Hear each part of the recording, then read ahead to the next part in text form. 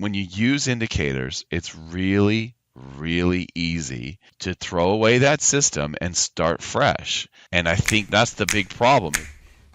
Two traders, Darren and Walter, pull back the curtain on profitable trading systems, consistent money management, and profitable psychological triggers. Welcome to the Two Traders Podcast. Welcome to the Two Traders Podcast. It's Walter here, and hello, Darren. Good afternoon, Walter. Yeah, so Darren, we have this question here, which I think is sort of a big picture thing, and I like it a lot, and I'm interested to hear what you have to say about this one. So the question is, does your life view restrict you to specific trading styles, systems, and strategies? So I guess the implication here is that you're more likely to be drawn to a certain type of trading depending on how you view the world. So what say you about this, Darren? Yeah, tricky one. I don't think anything restricts you to specific styles or systems. I think most people come to trading regardless of their background and their life with generally the wrong idea about it. I think we generally all have that, and I think what you learn along the way really that makes the difference, not where you come from and what you're, unless you come from a field that has some sort of specific advantages. And I'm trying to think of an example. Well, let's say, I don't know, perhaps if you were an airline pilot, you might be particularly good at being systematic and drawing up checklists and things like that. But I think in general, we all come, regardless of our view on life, with the wrong expectations. Right. I don't know. Give me an example. Well, yeah. So let's say this. Let's say you grew up in a house with 8 kids. So you're one of 8, and you were quite poor. And whenever they threw food out on the table for dinner, it was like fend for yourself sort of thing. You know what I mean? Like everyone, you get as much as you can grab as quickly as you can. And so you eat fast, and you learn that you got to take it to get it. Like what kind of trader would that be? What would that lead to?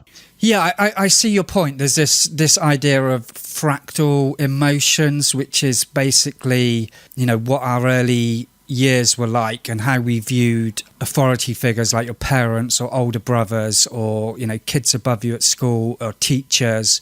Apparently, there is this line of study at the moment that suggests that, the way you deal with trading is a direct reflection on those experiences in earlier life, and you could look at the mistakes that you're making and connect that back with those points, and I'm pretty sure that there's some truth in what they're saying there, but I think we're all going to come with baggage that isn't going to make it easier, and I think the whole trading experience is about finding what you've got in your baggage through trial and error and then dealing with that so it's not a negative thing to your trading. Yeah, I think we've all got that. I don't think there's I think it's very unusual for just someone to come to trading and they just have a natural gift at it. I think we all have attributes, and we all have issues as well, which can be positive and negative on us. But I think it's human nature to not be built for trading for all of us. Yeah, definitely. I think it's interesting because the example that I gave, to me that sort of person would be. It seems like that sort of person would first go into trading looking to take quick profits, looking to win, looking to do, those sorts of things. And, to take it to an extreme, what if you had somebody like the Dalai Lama? What kind of trader would he make? I always try and look at things, at the extreme edges and see, okay, now, does that make anything obvious? So if, let's say the Dalai Lama was a trader, what kind of trader would he be? Any ideas? Well, he's a pretty smart, switched on guy, Yeah. And he would probably, his whole thing is not about, about having not having an ego, and I think he'd probably make a good trader from that point of view, because he's clearly got a background in looking at things rationally, and yeah, he might have advantages, but has he got that desire and killer instinct to make, lots of money and profit? He probably hasn't. He probably doesn't want to do that. So there's probably disadvantages to that as well. Yeah, I mean, I agree. Like I suppose I was looking at it from the point of view of like the Dalai Lama decides trading is my new thing. You know what I mean? But you're right. I think there'll be some dissonance there in terms of what he believes is what he should be doing and then what he would be doing if he were trading. But I also agree. I think that you'd probably have to say that he would probably be really good at dealing with his losses, which is a critical aspect of what we're talking about. Exactly. Yeah. Yeah. Well, the whole Buddhist thing, everything's temporary, and that that you desire the most is going to bring you the most pain. There's a lot of sensible ideas in there that ring true. In all walks of life, not just trading. Yeah, yeah. But if you look at the most, if you look at really successful traders, they come from all walks of life. They come from all backgrounds, and there's not like one specific personality that's right. There's a lot of elements going on in there to make good traders, and all of them seem to have gone through a period of not being successful for a fair amount of time before they finally get somewhere with trading. And even the ones that were successful straight off the bat, usually it's followed by a really bad period. So it's difficult to say, and you kind of stumble into trading and you tend to kind of latch onto the first thing that grabs your attention. So I imagine there's a bit of personality going on in there, but most trading strategies and ideas seem really appealing when they're first presented to you. So if you first come into trading and someone presents scalping to you and they say, oh, you've only got to do 4 or 5 trades a day and you make your pips in an hour and you're done for the day. It sounds brilliant. Or someone else who's a swing trader says, oh, you only have to do 1 trade a week and, you get one that runs all year and you make 40% off 1 trade. And that sounds appealing. They all sound appealing, but they've all got their downsides and they're never presented to you, are they? No, that's right. That's right. Yeah, it's true. But I think they're drawn to one or the other, that makes a bit more sense. I remember a couple of weeks ago, we were having a small group trading thing, and one of the traders said to the other trader, look, your style of trading is just, there's no way I would ever do that. You know what I mean? Like it's just so obvious what resonates with him. Yeah, I think you're right. Yeah. I think that's a mistake, though. I really think that's a mistake to... What, you should broaden your horizons? Yeah, I think at whatever stage you're at with your trading, I did a thing on my thread the other week. I started exploring some trend trading ideas, and I wanted to explore if you changed the entry criteria and what determines the trend, but you always have a high risk to reward, will it still be profitable? So does changing the trend filter make any difference? Okay, so some just basic ideas. And, I made a statement that I stopped liking moving averages a long time ago. I didn't like them and they didn't work for me. But then I went and explored that and I found some really good systems with using moving averages. So if it's something that you're adamant that you don't like and doesn't work for you, I still think you can find stuff in there if you explore those ideas. And it might not be the first time you try it. You might have tried it in the past and it didn't work for you. But in that time that you haven't used it, you've learned other things, and you start to look at the market differently, and you can re-examine those things. So I think it's always a bad idea to be very black and white, and say, this definitely doesn't work and this does work, because it's very hard to say that on most elements of trading. Yeah, it's true. Like I remember after I had decided not to trade with indicators, then finding that there were ways of approaching moving averages or even Ichimoku clouds that I could deal with those, and I've said, I don't. I mean, people tend to like I talk a lot about trading without indicators, and people tend to sort of assume that that means that I want to jail anybody who uses indicators or whatever, and that's not true. I don't agree with that. I think you can definitely, no doubt, do well with indicators. My main point with indicators has always been, and I know this is off topic, so I'll get off of it, but it's always been this: when you use indicators, it's really, really easy to throw away that system and start fresh. And I think that's the big problem, is that we traders, we go through these stages of falling in love with the system, trading it for a while, running into a bad streak, a losing streak, a drawdown, and then throwing it away and looking for something new. And if you're using indicators, there are ways for you to delete that indicator from your chart and never see it again. And what happens is you never really become an expert. You never really see the charts from one point of view, because you're always constantly adding these new layers and making it look different. So that's my main problem with indicators. It's not that they don't work or that you can't make them work and you get money consistently. It's just that if you just look at charts without indicators and just start there, then I think that you've already ahead of the game. You know what I mean? That you're already not that guy or that girl who keeps switching up what you're looking at. So that's, to me, that's the main advantage. And I know people people say to me, Darren, they'll say, they'll say that, I'm doing really well and I'm using this system. And okay, what are you doing? I'll ask them, and then they'll kind of sheepishly admit that there's an indicator on the chart. I'm like, you know what I mean? Like they're in trouble or something. It's really funny.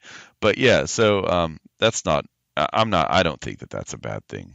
So another thing here, Darren, that has come up here, there is no one style of trader who's the best, right?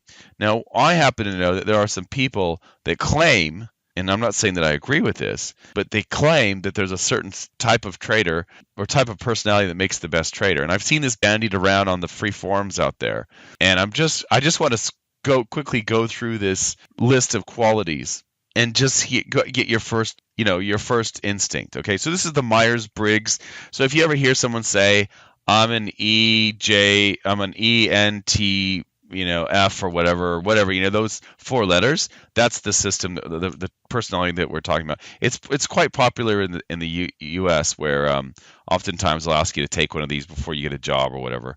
So the claim here, and you can find this, and I'll link it up in the show notes. You can find this on the internet. The claim is that the INTJ personality makes the best trader. That is the claim. And here are the traits of the INTJ according to the Myers-Briggs. Someone who's quick, imaginative, and has a strategic mind. Someone with high self-confidence, independent and decisive, hardworking and determined, open-minded, and a jack of all trades. So those are sort of the strengths of the INTJ, and the weaknesses of the INTJ. That the INTJ can be arrogant, judgmental, overly analytical, loathe highly structured environments. That's a very interesting one, and clueless in romance. So those are the areas that they say that the INTJ has difficulties with. So just curious, what are your initial thoughts on that? I'm assuming that they've got some evidence to back this up. They've obviously tested successful traders and they match that criteria. Or, I wonder whether it's just those sort of personalities are more likely to be interested in trading. Right, exactly. Yeah. It's like is it that the rock star becomes the drug addict, or is it that drug addicts want to become rock stars, right? Yeah. I've always wondered the same thing. Yeah. Yeah. Yeah. So, maybe, you could say lots of those attributes could be helpful, but I don't know. I think there's more to it than that, because more people would be uber successful at trading. And I know a lot of people do make really good money and become really good traders, but percentage wise, that isn't the case. Yeah, I think you're right.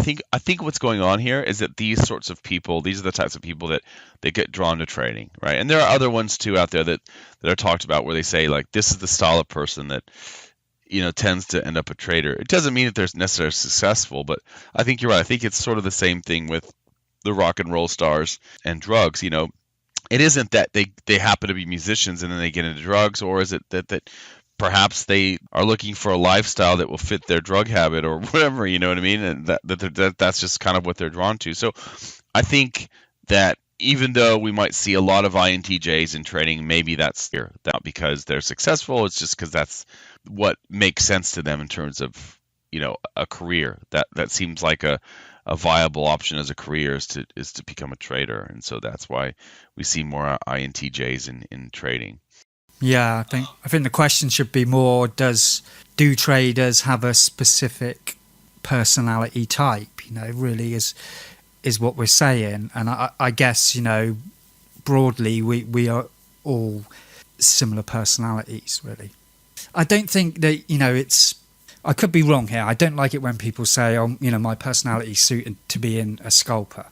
I just think, you either have a personality that is suited to wanting to be a trader or not, and then the sort of trader you want to become is so broad. And I think when you really understand trading and what it's about, and I think once you grasp trading, then it comes down to more of a personal choice than anything. Yeah, yeah. I think if you want to be a scalper and you've always been a swing trader, you could learn to be a scalper.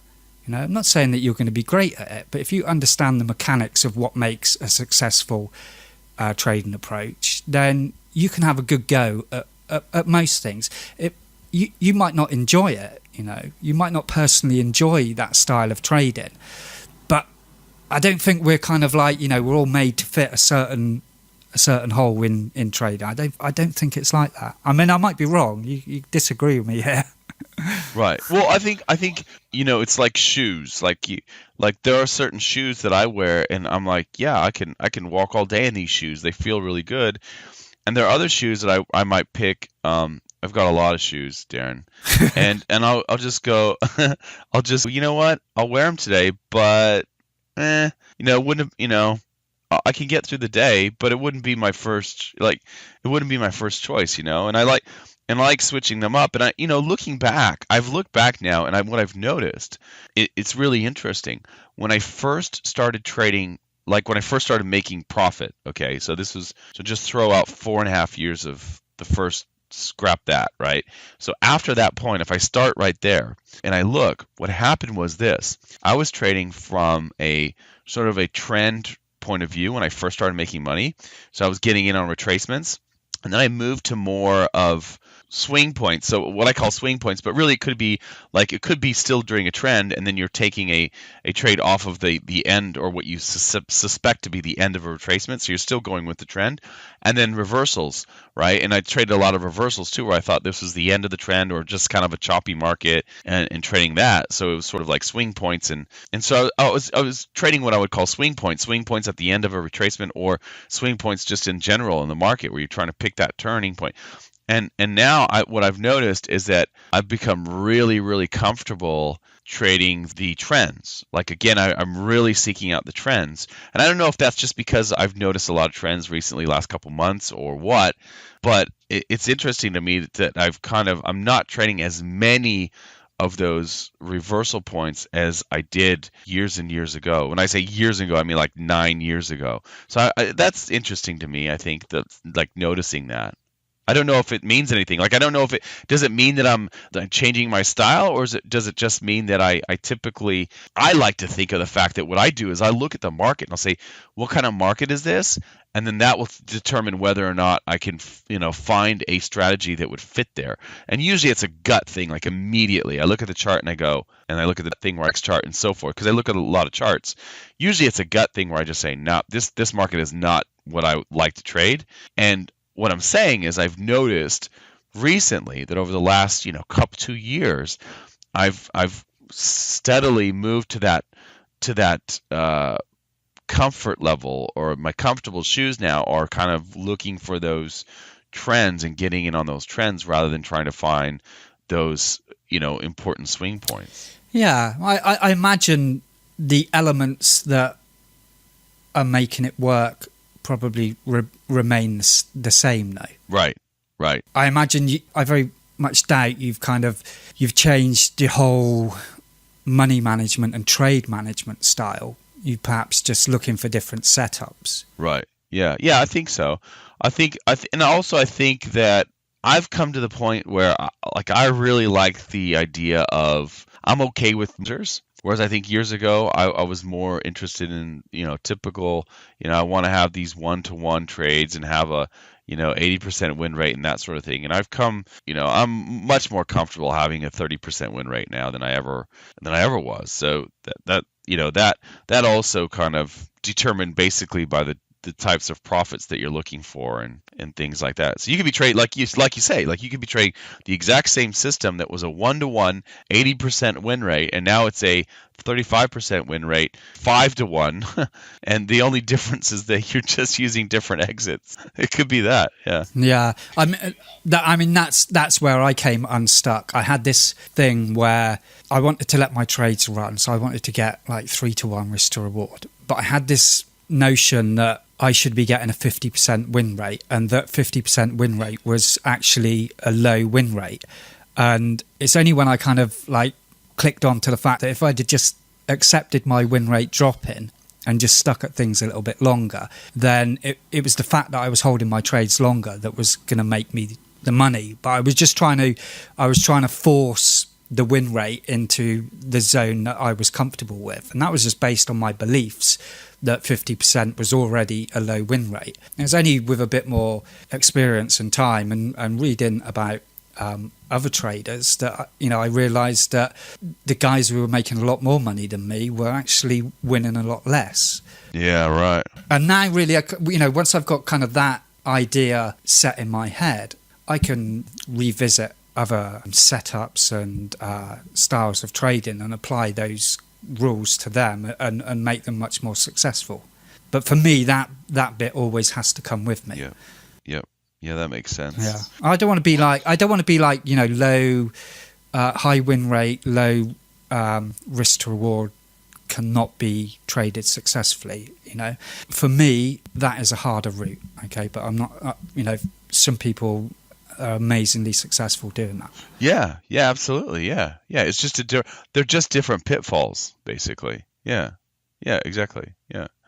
All right. So Darren, maybe we should talk about that next time, like the difference between, high win rate, low reward to risk, and then high reward to risk, low win rate. Maybe we can talk about that next time. And also, I've got this idea to talk about, if you're keen, 2 broad methods for increasing your reward to risk ratio in trading, and the differences and the pluses and minuses and all that of the two. So that would be, if that sounds good to you, I'd love to talk about that next time, Darren. Yeah, I'd love to talk about that one. Okay, cool. All right. Well, thanks for your time, Darren, and we'll see you next time. Okay, Walter. Thank you very much, mate. See you soon.